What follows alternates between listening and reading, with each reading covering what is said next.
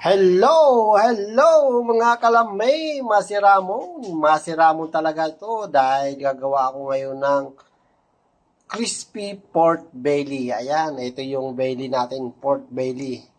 Ngayon, pakukuluan natin yan. Ito yung mga kasama yan. Salt, black pepper, yun yung buo. Tapos, ito yung ginger at saka laurel. Ayan, sasama natin yan sa pagpapakulo. Palalambutin natin yan. After na lumambot, i-crispy natin yan. Ipapry natin yan. Ayan. Then, gagawan ko ng sauce yan. Ito ang mga ingredients niyan.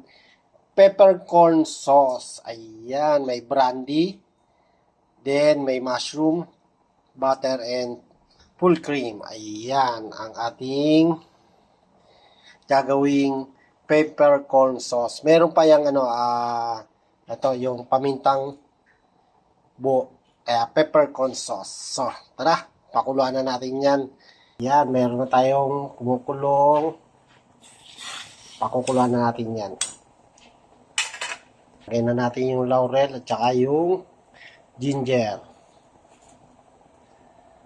Siyempre, yung pamintang buo, peppercorn. Natin yung pampalasa. Asin. Ayan. Palalambutin natin tong pork belly, then mamaya pag malambot na, tsaka natin ipa-fry. Crispy. Pwede na to. Okay.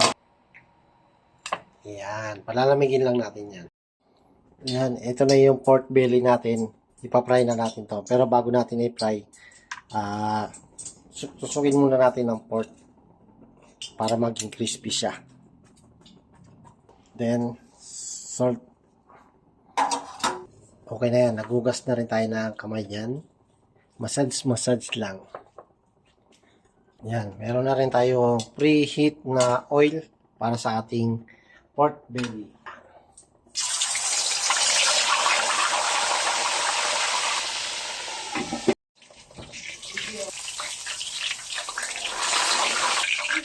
Okay na to. Okay. Ganda ng color niyo.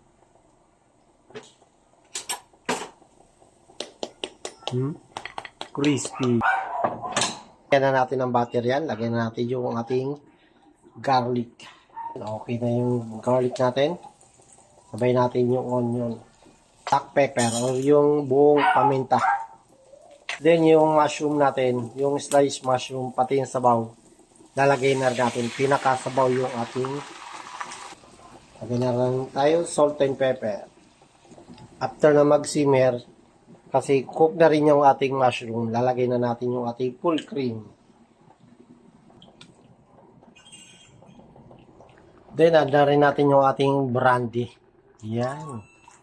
Titikman natin kung mag-add pa tayo ng salt or add tayo ng salt and pepper tayo. Lalagay na natin yan sa ating crispy.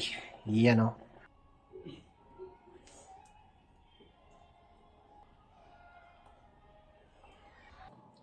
Yan. Ito na yung ating finished product. Crispy pork belly with peppercorn sauce and mushroom. Ayan. Dami, masiramon. Pwede pang Pasko.